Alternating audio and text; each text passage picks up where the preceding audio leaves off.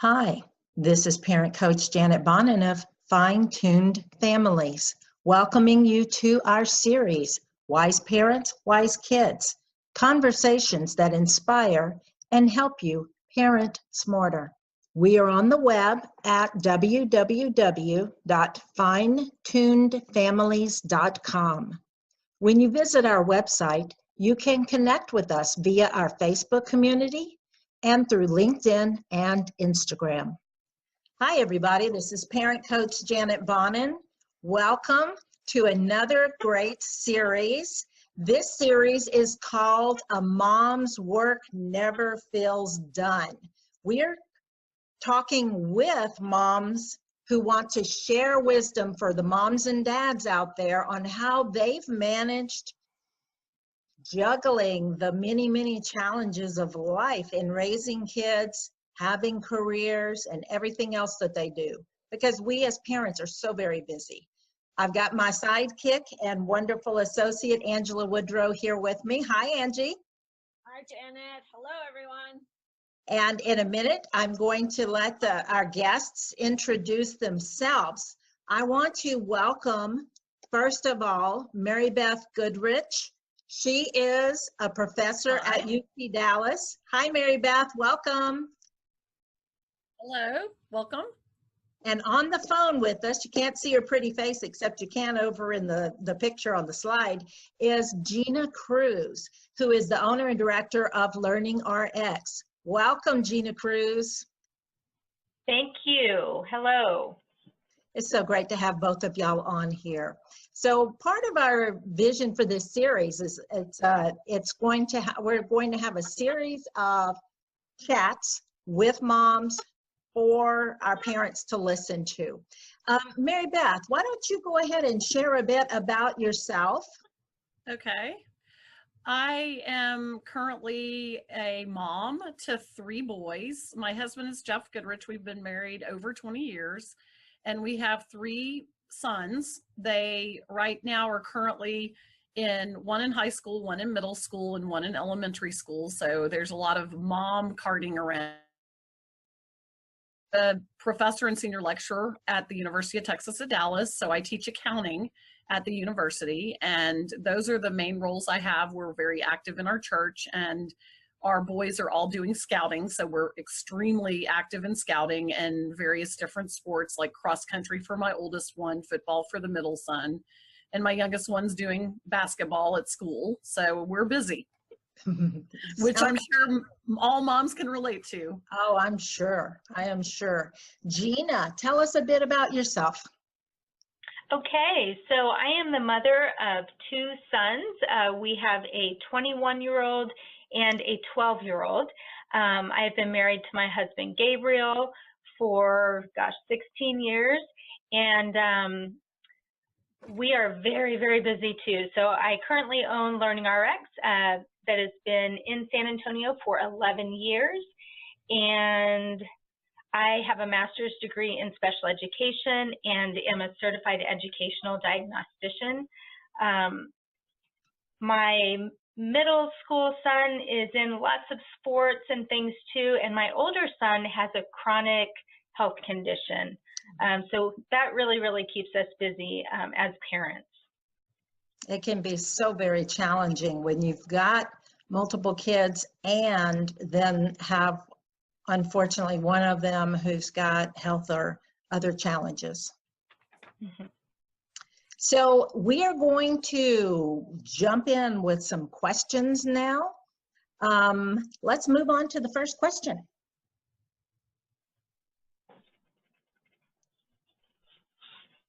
This is one of my favorite questions that Angie and I designed for today. You know, as parents, we exhibit flexibility in how we handle the raising of our kids, careers, volunteering. There's so very many demands, as you just heard these ladies share, on our time, on our energy, on our bandwidth. So one of the things I'm curious to ask, I'm going to ask Gina first and then Mary Beth, is how have you and your spouse adjusted your employment choices over the lifetime of your kids? That is a really good question. You know, my husband and I had our first son when we were in college. So that was our job at that time.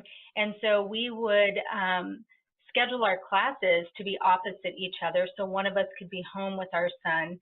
Mm-hmm. Since we've gotten into our careers, my husband's career really has had limited flexibility. And so without the help of my extended family, that would have been really difficult. So I have a great mom that works with me, and she's an awesome grandma. And so she has really been a big part of rearing our children as well. That's a beautiful point to bring up. Our extended family members, and I happen to be friends with Gina's mother, Kathy. They're both beautiful, beautiful ladies. They can be such a blessing to us when we have so much on our plates. So that's great. How about you, Mary Beth? Yes, well, I can definitely see that over the lifetime of us having children, we've had to adjust. And we actually had our children a little bit later in life. So probably I was a little bit tireder than Gina when we started having children. But I was in my 30s when we had our first son. And so I had already started in a career. I was doing internal audit, which most internal audit positions require a lot of travel. So I was traveling, and my husband was also in internal audit. We both are accountants and CPAs. So we were both traveling a lot for our jobs. And then we found out, wow, we're having a son, and we were very excited. And then I was supposed to be traveling less in my job, but it ended up being more because the company was bought out by a larger organization, and I came back from maternity leave, and it just was not balancing out. Mm-hmm. I went to my boss. I can be kind of backed into less travel or possibly have a flexible schedule. And the answer was no. I think these days a lot of companies are trying to do what they can to keep someone. And I think if I could have adjusted my work schedule to maybe a 6 to 3 or a 7 to 4, I might still be working in corporate America. But unfortunately, it wasn't a good fit for us. And so we basically decided, you know what, Jeff's career had kind of limited flexibility, as Gina mentioned her husband had. And so we decided to kind of leap out on faith, and I was going to quit my job. And luckily I got a phone call the day I went in and told my boss, and I was asked to come and teach a course at one of the local universities. And so that was able to kind of bring me into the academia world and the academic world. And so I started teaching part-time. And as we had adjust my schedule to be full-time, part-time, or whatever the case may be. And so that was really good. So I am more responsible even now for the children's, for the doctor's appointments, for that type of thing, because typically I'm teaching maybe 2 to 3 days a week, and I have flexibility on the other days. And so for the most part, I'm able to take care of those things. But on the days that I teach, I don't have any flexibility. I have to be in the classroom. So Jeff knows that those are days that he would have to back me up. Unfortunately, when we first started out with having children, we didn't have family in the area. But now my brother lives here, and my mother-in-law and father-in-law live here, and actually both of Jeff's siblings live here too. And although they live a little bit far, sometimes we're able to rely on them. But I have also had to rely on babysitters, nannies. Even my next door neighbors have been great supports to me just to pick up a child if I'm delayed at school or that type of thing. And I think as mothers, we just have to do what we need to do to make it work. And and that's such an excellent point. It sounds like you pulled in resources and ideas from any number of different avenues, and that putting the pieces of the puzzle together is what helps make this work for you and Jeff and the kids. That's great. And two, the thing that comes up for me here too is that, you know, it takes a community sometimes. You're being really creative, being really open to flexibility, and sometimes it just takes a community to make something like this work. I agree. I think you need to be willing to ask for help and give help when you need it, and not be afraid to do that, because I think a lot of my friends that aren't working moms, they don't understand some of it, but my friends that are working moms do understand the challenges we have. Yes, Yeah. and it does absolutely take a village for sure. It takes a village. Okay, well, let's look at our next question. What do we have next? So, Gina, what are your top 2 practical tips for managing your career and family? What would be your top 2 tips for managing career and family? You know, when I was thinking about this question, first of all, I'm so humbled that you would ask me to come speak. We are so grateful. And thank you. I'm humbled, and you know, this hasn't always been an easy thing for me. So I've learned along the way. And so 2 of my top practical tips that I use to try to balance and manage my career and family are, you have to really have great time management, and you also have to be organized. So for my time management, I utilize technology quite a bit. We use Google Calendar. Each child can have a Google Calendar, and you have access to each family member on there, so you can see when baseball practice is, when the games are, when your husband has to work late. And so really just looking at that that whole big picture and fitting everything in. But you know, it's really, really important to try to manage your time. And then, like I said, I utilize a lot of technology. Society's finally catching up to the needs of the modern family. And so I will order my groceries online. I will plan my meals ahead so that I know exactly what groceries I need to buy. I make a lot of crock pot meals, you know, and so it's all about, I really try to be there for my family first. And the only way that I can fit work in with that is by being organized. You know, you mentioned it, and I just absolutely love it. I'm so glad that the bigger grocery stores are now offering that curbside pickup. What a wonderful, wonderful thing. So thank you, Gina. What about you, Mary Beth? Well, those are some of the items that Gina mentioned, or I would say time management is critical. And then the other thing I try to bring in, I do try to manage the calendar. I'm actually going to go look into that Google Calendar, because now that my children are getting older and they all have actually school issued laptops, we might be able to do something like that. Because what ends up happening with me is I think the end all be all of the calendar ends up being on me. And I think that that's a great idea. I'm going to try that. But another thing I try to do for managing the career and family is we try to delegate responsibilities. For example, Josh is the trash man. He's supposed to bring the trash out. He's accountable for that. And we have different people that have different roles in the house so that it will run more smoothly. Sometimes I'll even have my older son cook dinner, because as a Boy Scout, he's learned how to do that. So this is fantastic. I can utilize their skills on cooking. He can do some simple meals, spaghetti and meatballs or meat sauce and that type of thing. So I think that just getting everyone involved in the planning is critical. I do try to plan the meals out and actually have a schedule of the meals so that the kids know what to expect on a certain day. But things sometimes change, and I think being able to be flexible and realize that sometimes you're not going to go according to the schedule, and letting people know that we have to be flexible. Like yesterday was a good example. I didn't realize my son would be playing football because he had been ill for a couple of weeks. Well, he was playing football, so the meal I had planned wasn't going to happen unless I missed his game. Well, missing his game is not something I want to do, so we did takeout. It's not what I want to do, but I didn't want to miss his game, and that was important. I think that the relationship piece is more important sometimes than maybe staying on a schedule. And we have to be graceful to ourselves, because I'm probably the one beating myself up. My kids are totally fine with Chick-fil-A, but I'm sitting here going, I didn't make the fish tacos I was supposed to make. I'm a failure as a mom. We've got to just say, no, I'm doing what's important. I'm there for my children. And I think that's what they're going to remember. They're not going to remember whether there was a home cooked meal. They're going to remember you missed your game, but you missed their game because you were cooking, and that's not as important. So That's wonderful. Mary Beth, And I heard that's there. huge. yeah, Yes.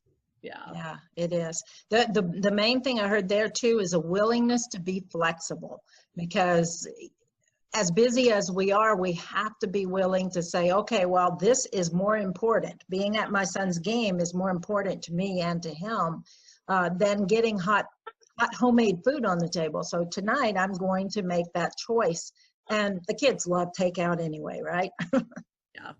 All right. Yes, So and things really do change, Janet. They just, you never know what's going to happen. Things change, things come up. My eldest son is in the hospital right now. And so that changes the plan, right? And so that flexibility piece is so big. yeah, it is. It is.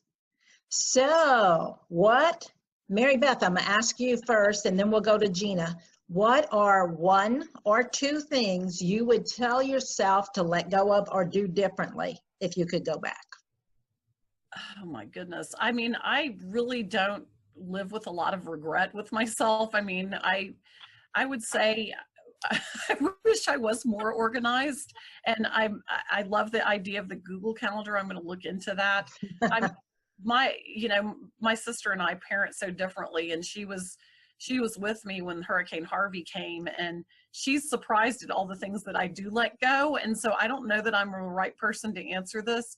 I mean, I'll let a pile of clothes go so I can go and help my kids do something, or just go for a walk or do something like that. So, I mean, I feel like I probably don't have a lot of advice here. I would say, if anything, I need to be more organized. And the weeks that I plan more go much more smoothly. The weeks that I go and look at the calendar, make sure I've put everything down there, go much more smoothly. I would just say that's probably my suggestions.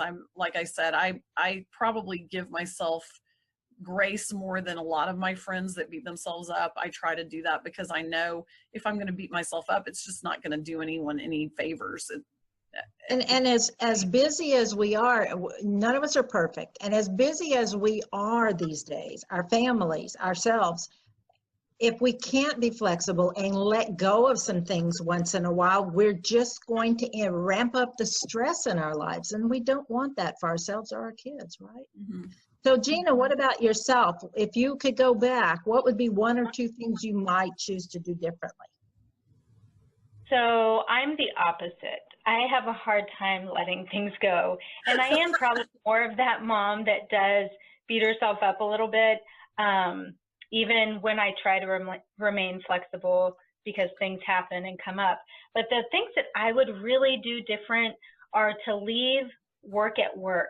I have a friend that is so good about this. Whenever she leaves work, she does not even touch her phone once she gets home. It's done. She is there for her family at that point, and she's done that since her kids were very little. And so they see that, and they recognize that. It's hard to do, especially when you own a business, and the revenue is dependent on you. But you definitely, that's one thing I would do different. And the other thing I would do different is I would set pretty clear boundaries, and again, try to make home and work so that I can enjoy and kind of, I don't know, be present in those precious moments, because children grow up so fast. And I noticed that sometimes my child will be talking to me, or one of them will be talking to me, and I will be listening, or hearing them rather, but I'm thinking about something else. And so I'm really trying to, even now, do that a little bit different so that I can be present in every single moment. And so setting those clear boundaries. Beautiful. Well, I tell you what, let's do something fun. Mary Beth, one sentence. What does self-care look like for you? Taking a little bit of time for myself, whether that's a walk or whether that's some time reading my Bible, or just every day I try to do a few minutes to just breathe and be by myself. Beautiful. Beautiful. So Gina, what does self-care look like for you? Same thing. I mean, 30 minutes a day, once a week, whatever that looks like, building some time in to take a walk, do a quick workout, get a massage. That's what that looks like for me. Beautiful. And we know as parents, as career people, in all our life roles, if we run ourselves down, we have to have a way to fill ourselves back up so we can in turn care for all the people who we need to care for in our lives, right? So we need to make sure we're focusing on that self-care. It's very important. Well, Gina and Mary Beth, thank you so very much for joining us today. What I want to do is ask each of you what we can do to, how can we best contact you, each of you, if people want to reach out? Well, my email was on the previous page, but I actually have 2 Twitter handles. So I guess you want me just to say them out? Sure, go ahead. I actually have 2 different ones. My first one is, I'm going to have to spell it for you as well, is at Guofumei, CPA, GUOFUMEI, and then CPA. And that's actually a kind of a joking Chinese name because my family and I lived in China. And so we all got Chinese names while we lived there. And so I use that one for courses that I teach in communications and students looking at their overall improvement. I teach an accounting communications class. My other one is at CPA knows SPRO, and that's KNOWS and then SPRO. That's for my accounting technical courses that I teach and relates more to my accounting systems background. And so I tweet under those 2 handles, probably more of maybe the family or those types of things would be under that first handle, and the second one would be more my technical accounting handle. But those would be ways to stay in touch. And I do try to post a lot of communication things, mostly for my students, which I have a lot of international students, so I post a lot of different things that are on communication. And so anyway, yes, feel free to reach out to me if you want to connect with me on Twitter or email. Wonderful. And Gina, we showed your email address. Is there another way that's a favorite way for people to connect with you? I would say the second best way is through Facebook. So I'm under Gina Cruz, and you can find me there, message me, and I would be happy to communicate. And that's Gina Cruz in San Antonio, Texas. There's maybe more than one Gina Cruz on Facebook. Correct. Yes. Okay. Ladies, thank you so much for joining us and sharing your wisdom. And I hope that all of our listeners walk away with some inspiration, some ideas, and some encouragement from the wisdom that you came and shared with us. So thank you, Gina, so much. You're welcome. Thank you for having me. I really appreciate it. And thank you, Mary Beth, so much. Thank you. It was fun. I learned a few things too. So thank you to everyone on the panel. And thanks, Angie, as always, for being there in the background, helping me run all this. Okay, ladies and gentlemen, thanks for joining us. Watch out for more Wise Parents, Wise Kids coming in the future, and connect with us, finetunefamilies.com. Take care. Bye. Thank you.